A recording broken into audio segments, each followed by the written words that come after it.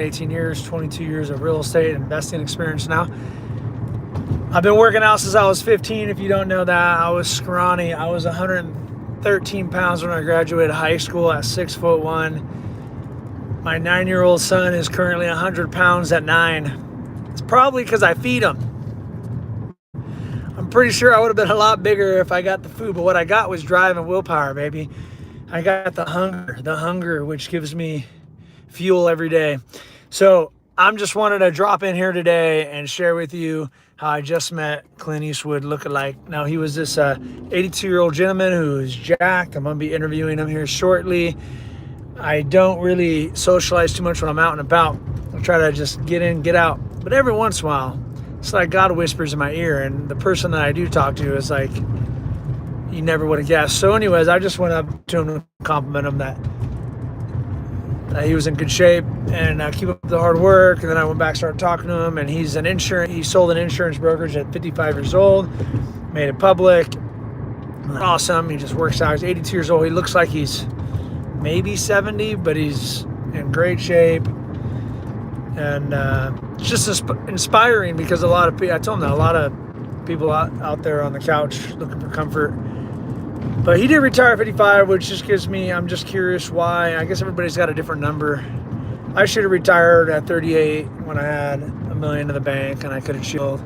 Why didn't I? Why did I keep pushing? Because that's where growth comes from. So this whole channel, getting distracted, make sure I go where I'm supposed to go right now. So this whole channel is about real estate, investing, and development. So I'm going to start getting into the stock market and foreign exchange and learning that, teaching my kids that. So you'll probably be seeing them on here. If you guys want to stay tuned, make sure you subscribe, like, hit that channel, and comment for me where you're from, what do you do for a living, and what's your reason for staying on this channel. If you're somebody on here that's on here all the time, I'd love for you guys to jump on one of these days and ask some questions and maybe strategize. But to me, the purpose of life is to grow and to become more of who you are and to not leave here until we're done. So the only way to do that is become a billionaire, in my opinion, because I never could say that word out loud until about a year ago, and I went through so many fires that it gave me the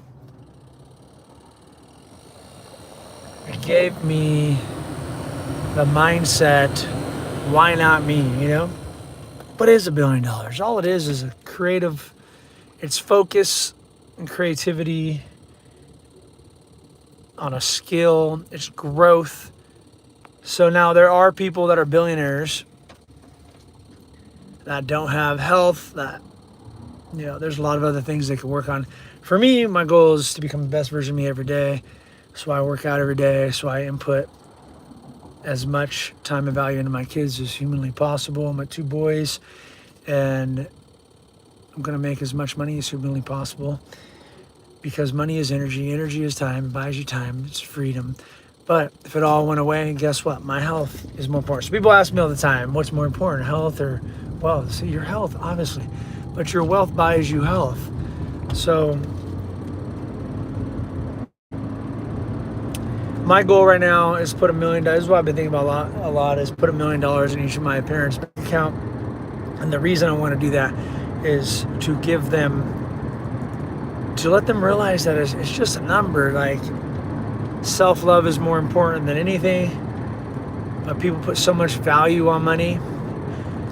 And a lot of people, especially Christians, think that if they remain, if they're wealthy. It was a mindset adjustment for me to say billionaire, because people make it seem so bad to be wealthy, but if you add up the benefits versus costs of being wealthy or poor, there's so many more benefits being wealthy, but you'll never achieve it. I couldn't sit with over 300 grand in my bank. I had to go back to put it to work. And what it taught me was you got to be able to sit with it. You got to be able to make slower decisions, making quick decisions. The reason most people are poor is because they don't make decisions quick enough.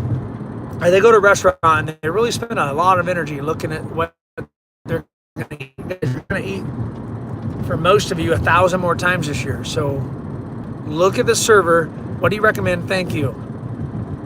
You just saved brain power to find out how to go make $1 million. So this video that I'm doing, I very rarely talk, to be honest. But when I get on this video, I'm putting a lot of energy on here to give as many people as possible just what I didn't have as a kid, growing up, the direction. I'm talking to my boys that are 7 and 9 and explaining to them, you guys need to start learning these charts and what candlesticks are and how to read the market. Because if you do that, there's this 20-year-old kid and multiple more. And people would tell you, see, before YouTube came out, when I was 20, I would have loved to have learned. If there was a way to learn the stock market quickly on YouTube, I would have done that instead of real estate, for sure. Why? Because of leverage. Now, there's actually companies where in a few months you could get $150,000 to trade of their money and make 80% of your wins. What the hell? Like, that's crazy. So it all comes down to mindset, leverage. Now, I made a couple mistakes leveraging, but I still haven't quit. And I'm in one of the hardest positions of my life. The hardest positions I've ever been in today. It's the hardest position I've ever been in today. The clock's ticking, but I'm still in this video. I still worked out. Still with my kids. I'm controlling my emotions 1,000 times better than if a girl would have broke up with me 10 years ago, So it's like, you just grow, you learn self-control. And I'm actually grateful for this moment, and I'm recording today because I want to put all my positive energy out there. I was listening to Andrew Tate this morning, and he inspired me. As soon as I woke up, when I went to bed, I'm listening to things. My brain wants to go back, and my automatic brain is looking at, I should have did it this way. Well, guess what? I didn't fucking know back then. So now I do, so you learn and you grow. So what I do know is whatever I put in is what I'm going to get out. So I put in positivity. I grow. I get better. I go make more money, because at the end of the day, I have a friend about 7 years ago. I knew him for 8 years, talked to him just about every day. I went into it, called me and missed our meeting and went into a coma, and been in a coma ever since. Didn't even see his daughter born. So for every single one of you guys feeling sorry for yourselves, get the fuck over it. Get up, fight, baby, fight. Your body, because at the end of the day, you can't control shit except for you.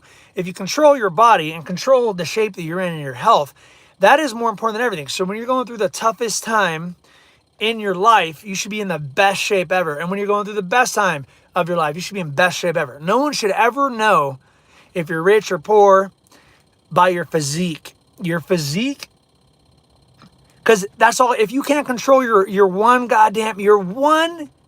thing that God said, here you go, take care of this. Whether you're ugly, beautiful, handsome, whatever it is, doesn't matter. You get one. Max it out, baby. You get one car for the rest of your life.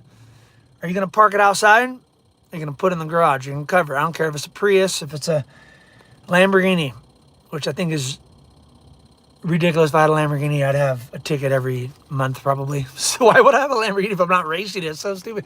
But I probably will have a Rolls pretty soon, because I'm in my car all the time working. I love driving, so I'm probably going to get a Rolls. And I want to represent and show people that anything is possible. Now, it took my mindset, my broken mindset, to repair it, to get to the point where it's okay to have nice things. It is.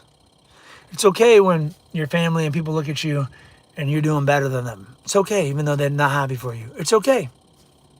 It's all right, baby.